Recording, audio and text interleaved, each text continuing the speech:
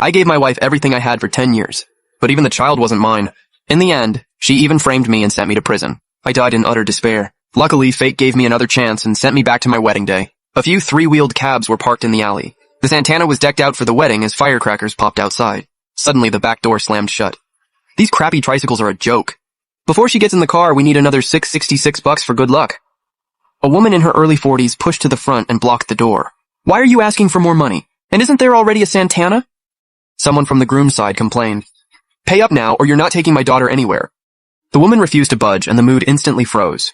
Ma'am, didn't we already agree on everything? Why is there another fee? If we missed any customs, we can talk about it later.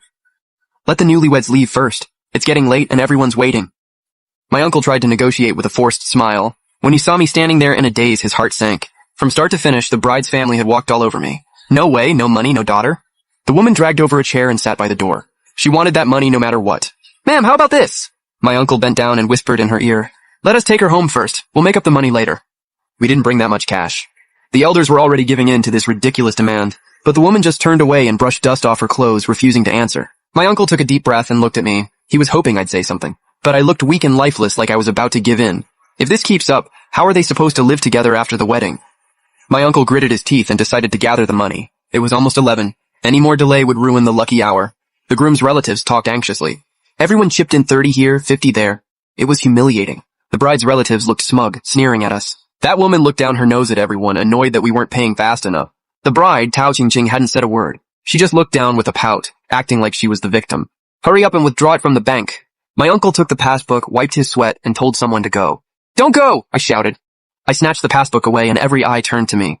Mingyang, what's wrong with you? My uncle stared at me in shock. The bride price was supposed to cover everything. Why the hell should we pay more? They've got some nerve.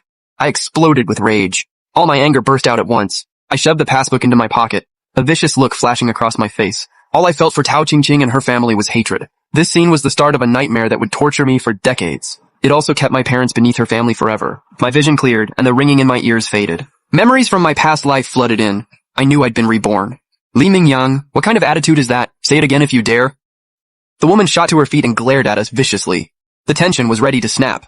Li Mingyang, what the hell is wrong with you? How dare you talk to my family like that? Have you lost your mind? Then I'm not marrying you!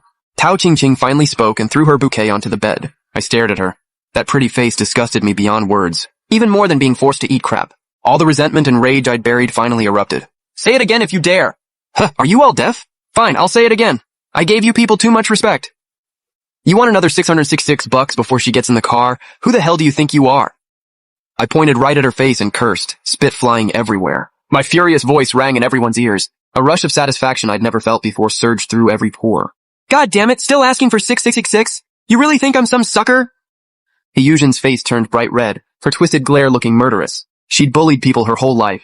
Never had she been cursed out like this, especially by her son-in-law. The bride's relatives started yelling and cursing, unable to hold back their anger. My uncle was panicking. How had a wedding pickup turned into this? He tugged hard on my arm, hinting that I should back down. I shook him off, stepped forward, and stared straight at Yuzhen. Li Mingyang, listen to yourself. How dare you talk like that? Do you not want this marriage anymore? Yuzhen threatened me, word by word. She only dared act this arrogant because I'd always been too nice before. Some people are born rotten. They only fear strength and bully anyone kind. She didn't feel the slightest guilt for making me take the blame. Who the hell are you giving attitude to? Guess I treated you too well, you piece of crap. I cursed her out and threw the red and green wedding cloth from my shoulder onto the floor. Everyone was stunned by what they saw. No one expected the usually calm me to be this decisive. The wedding was really off.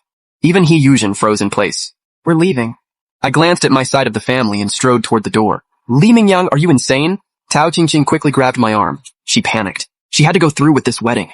Let go! I glared at her furiously. I yanked my arm away, determined to leave, but she threw herself at me and held on tight. I'm pregnant. You're really abandoning me and your baby over a few $100? My mom only asked for a little more because she wants you to value me more. Facts aside, she's only worried about me. How could you talk to my mom like that? She sounded like she was begging, but she was really trying to guilt trip me. If facts don't matter to you, why the hell should I reason with your family? And you still dare bring up the baby? The moment she mentioned the baby, veins bulged on my neck. That child isn't mine. You cheated on me and you still dare say that bastard is mine? My face twisted with rage as I shoved her away. If someone hadn't caught her, she would have crashed to the floor. At those words, all 4 members of the Tao family went pale and avoided everyone's eyes. Something was clearly wrong. Tao Qingqing froze for a few seconds. then covered her face and started crying. Li Mingyang, do you have no conscience? If the baby isn't yours, then whose is it? If you're going to humiliate me like this, I might as well... Tears streamed down her face as she suddenly grabbed a pair of scissors and held them to her neck. I might as well die. The whole room erupted into chaos as people wrestled the scissors away from her. No one knew what to say, even my uncle was stunned. On the way here, I'd sworn I'd treat her right. Why had I suddenly turned against her? Tao Jianfa finally spoke. The respected tax bureau director immediately started putting on an act. You two are just immature kids. You're fighting endlessly over something so small and saying things without thinking. Yuzhen, you're at fault too. Why ask for extra money and make things hard for them? It's getting late, don't miss the lucky hour. Pack up and head over there. He blamed both sides equally, making himself look generous. Only I knew how vicious he really was. Every dirty scheme this family used to squeeze money out of me came from him. Every single one of them was guilty. Tao Qingqing immediately wiped away her tears and pretended she was ready to leave. But she felt guilty. She thought she'd hidden the affair perfectly. She'd even bribed the hospital to change the pregnancy dates. How could I possibly know? Heh, I sneered. I looked her up and down. How could a woman be this shameless? Mingyang, you've broken my heart. If I weren't carrying your baby, I'd never put up with this. She was still acting. Drop the act! You really think I don't know who the father is? It's Gao Liangshen. Not a single one of you is decent. I roared. That was the man who would later join her in draining me dry. Li Mingyang! Tao Jianfa roared, finally dropping the act. In front of all these friends and relatives, you're slandering your future wife? Your character is absolutely disgraceful. How could I ever arrange an important job for someone like you? He was threatening me, but I wasn't afraid. It was 1991 and everyone was rushing into business. Who cared about a government job anymore? Tui! I spat right in his face. He wiped his face with trembling hands, shaking all over. You bald bastard, your whole family is nothing but animals. Your daughter sleeps around and you cover for her. You want me to raise another man's kid and still let you walk all over me? Dream on. I clenched my fists as adrenaline surged through me. You son of a bitch! Tao Jianfa grabbed a vase and swung it at me. I swung a stool back at him, and the two of us instantly started fighting. Both families joined in. In seconds, the whole room was smashed to pieces. Uncle, hold this bastard down. I was practically losing my mind. I slammed Tao Jianfa straight to the floor. Mingyang, why are you being so reckless? My uncle scolded me out loud, while secretly pinning Tao Jianfa down with all his strength. God damn it! I charged at Yuzhen. Do you still want your job or not? She stepped back, but kept trying to threaten me with my job. Screw you! Let me give you 2 slaps first! I backhanded her twice, hard. She went completely blank and collapsed onto the floor, seeing stars. Damn, that felt good. I'd never felt this free before. You hit my mom? Tao Qingqing rushed at me. Good thing you reminded me. You're next. I slapped her across the face and sent her flying several feet away. And you too, you bald bastard. I pounced on Tao Jianfa like a wild animal. What are you doing? He stumbled backward, his fat body wobbling, unable to believe anyone dared touch him. I kicked him hard in the stomach and he crashed to the floor. With icy eyes, I raised my foot and stomped him right in the face with a dull thud. Several people jumped on me, grabbing and scratching, while Yuzhen rushed over and yanked my hair. Li Mingyang, I'm telling you, your life is over! You've lost your job for sure and you're going to jail. Ow, you're killing me, let go. Before she could finish, I endured the pain, grabbed her hair and yanked hard. Go ahead, ask me for that car money again, ask me again. With every roar, I pulled even harder. Her scalp was practically being torn off. No matter how hard they hit me, I was going to rip every hair off that old woman's head today. Her screams filled the room until the neighbors finally rushed in and pulled us apart. All 4 Taos were battered, and Yuzhen's hair was sticking up like a rooster's comb. My face was bruised too, and blood from my nose stained my shirt. Uncle, you okay? I glanced at him. Don't worry, nobody hit your uncle. They were all hitting you.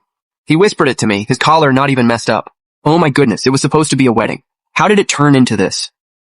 Calm down, talk it out. Exactly. How could you fight today? You're about to become one family. Qingqing is pregnant too. Be careful with the baby. The neighbors tried to smooth things over, but the smiles on their faces made it clear they were loving the drama. Go on, ask for that car money again. Go ahead. I pointed at all 4 of them and roared. She's carrying another man's bastard, and you still tried to scam me into marrying her? Give back every cent of the bride price. The baby is yours. Tao Qingqing sobbed, but no one believed her anymore. Back then, once a woman was accused of cheating, the gossip alone could destroy her. I'm done wasting words on you. The bastard in Tao Qingqing's belly belongs to Gao Liangshan. I'll confront him face to face, just wait.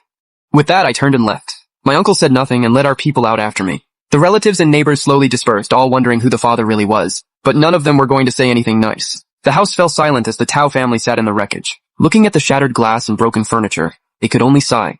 Tao Qingqing finally covered her face and burst into tears. Yuzhen wanted to call the police, but Tao Jianfa stopped her. During the crackdown, getting the police involved would only hurt him.